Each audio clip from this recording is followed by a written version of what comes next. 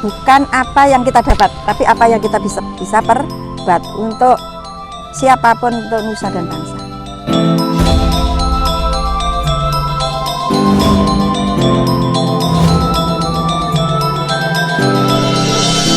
Assalamualaikum warahmatullahi wabarakatuh. Bagaimana Bu kabarnya pagi hari ini? Alhamdulillah baik, sehat, tetap semangat. Badhe nyuwun pirsa, namanya lengkap panjenengan sinten Bu? Jumirah. Umur saya lahir di Magetan tanggal 9 Maret 1962. Berarti sekarang sudah 59 tahun. Anak saya 2, yang pertama laki-laki, sekarang menjabat sebagai lurah kelurahan Sarangan. Anak saya yang nomor 2 perempuan, sekarang dia mengikuti suami di Klaten, Jawa Tengah. Saya SD di SD Negeri Poncol 2. SMP saya SMP Negeri 1 Plausan.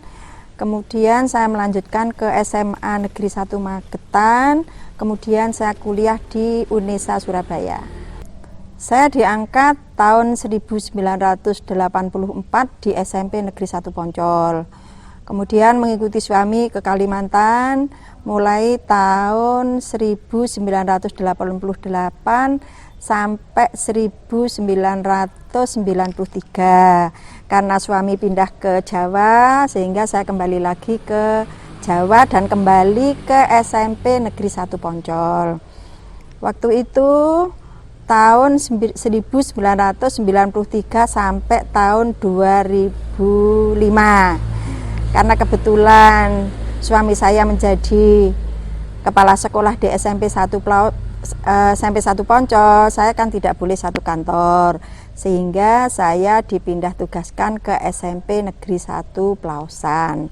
Saya di sana mengabdi 1 tahun dan alhamdulillah berdirilah SMK Poncol yang menempati tempat ini sehingga tahun tahun 2006 saya mulai mengajar di SMK Negeri 1 Poncol ini sampai sekarang. Panjenengan ini kan dulu di Kalimantan. Iya. Kalimantannya itu di kota atau di pelosok-pelosok gitu? Enggak, kami kebetulan di ibu kota pembantu bupati, jadi lumayan enggak terlalu sepi, juga ramai banget juga enggak, ya sedang lah. Kan banyak tuh Bu profesi lain. Kenapa panjenengan memilih profesi menjadi seorang guru? Suka jadi seorang guru itu bisa mentransfer ilmu, berarti kita termasuk amal jariah ya. Selain itu juga bisa mendidik anak-anak, punya karakter, punya keterampilan, sehingga bisa digunakan untuk bekal di kehidupannya dia. Menjadi profesi apa saja pasti kan ada suka dukanya. Ya. Profesi panjenengan kan sebagai seorang guru. Ya. Suka dukanya menjadi seorang guru itu kenapa? Oh, lebih sukanya ya daripada dukanya. Lumrah kan namanya anak itu dalam satu kelas itu nggak mungkin semuanya patuh, semuanya taat. Mesti paling enggak ya ada 10% lah kita bilang seperti itu, anak yang sebenarnya setengah bandel. Tapi untuk anak Poncol dikatakan bandel itu ya enggak seberapa lah, masih batas-batas kewajaran saja. Kalau sukanya ya gimana ya, kita bisa setiap hari ketemu dengan anak didik, bisa senyum, tertawa, bisa ngasih tahu. Dan saya kebetulan suka istilahnya tutor-tutor gitu loh sama anak-anak gitu, dan dia patuh, dia nurut, itu bangga saya. Tapi kalau bagi anak yang bandel itu ya lumrah, alhamdulillah kita dekati, kita home visit dengan cara kita datang ke rumah. Itu adalah sudah merupakan usaha dari kami sebagai guru, ketemu dengan keluarganya, ketemu dengan anaknya itu sendiri, sehingga dia akan lebih baik. Itu terapi saya. Jadi terapi saya sebagai seorang guru, kalau ada anak siswa yang agak sedikit bandel, itu kita datangi ke rumah gitu. Panjenengan ini kan termasuk guru senior Bu di SMK. Yeah. Pasti ada murid yang panjenengan ingat dan paling berkesan bagi panjenengan niku sinten dan apa alasannya? Oh gini, maaf ya, saya lebih cenderung pada anak-anak yang lulusan istilahnya pertama, kedua gitu ya. Itu saya harus nyebutkan anaknya ya. Iya. Itu namanya Sugiyarno, anaknya aslinya itu Alas Tua. Waktu itu dia termasuk murid pertama jurusan Tata Boga. Dia anaknya sederhana, kreatif. Dia pernah kami kirim waktu itu, pernah PSG, sekarang ya PSG atau apa namanya ya, PSG ada praktek kerja industri, itu saya kirim ke Malaysia. Alhamdulillah dia bisa membawa the best 10 besar, dan sampai sekarang anaknya kerja di catering Sono Kembang, bisa membawa adik-adik kelasnya dan juga bisa perekonomiannya dia, kemudian apa namanya itu powernya itu adalah bagus. Di saat dia tuh pulang seringkali dia kita mintai apa namanya itu mentransferkan ilmunya dia itu ke adik-adik kelasnya seperti itu. Melalui video ini apa pesan dan harapan panjenengan kepada seluruh siswa?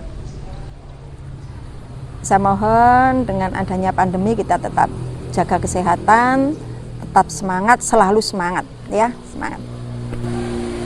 Sekolah kita ini kan termasuk sekolah yang ada di pinggiran, Pak. Iya. Apa harapan panjenengan pada sekolah tercinta ini? Jangan bilang di pinggiran ya, biar di pinggir. Kita ini adalah tidak kalah dengan sekolah-sekolah yang ada di kota. Harapan kami anak-anak dengan adanya ada wadah sekolah seperti ini, sekolahlah ke tempat yang lebih dekat, karena fasilitas atau sarana prasaranya di sini adalah sudah termasuk lengkap. Kita jangan malu sekolah di desa ya, bukan istilahnya tempatnya, tapi kita harus cari kualitas juga. Kalau di dunia pewayangan, panjenengan memilih tokoh wayang siapa, Bu, dan apa alasannya? Krishna, ya, hebat, luar biasa Krishna itu, wajangannya. Kalau tokoh nasional atau tokoh dunia siapa yang panjenengan kenal, yang mungkin menginspirasi panjenengan? Radhana Cengkartini. Dia seorang perempuan yang berjuang memperjuangkan emansipasi wanita. Biar kita ini wanita-wanita, kita ini harus juga jangan kalah dengan sepak terjangnya orang laki-laki. Nyatanya kamu yang minta berwawancara ini adalah perempuan. Jadi perempuan-perempuan Indonesia adalah perempuan-perempuan yang hebat. Apa moto atau semboyan dalam hidup panjenengan? Saya seringkali mengatakan pada diri saya sendiri, anak-anak saya, siswa saya, itu moto kita adalah apa yang bisa kita perbuat, bukan apa yang kita dapat, tapi apa yang kita bisa perbuat untuk siapapun, untuk nusa dan bangsa. Terima kasih Bu atas waktunya. Semoga Bu Jumirah bisa memberikan ilmu yang berguna bagi seluruh siswa di SMK Ponjong. Amin, amin, amin. Terima kasih. Mohon maaf jika ada yang kurang. Assalamualaikum warahmatullahi wabarakatuh.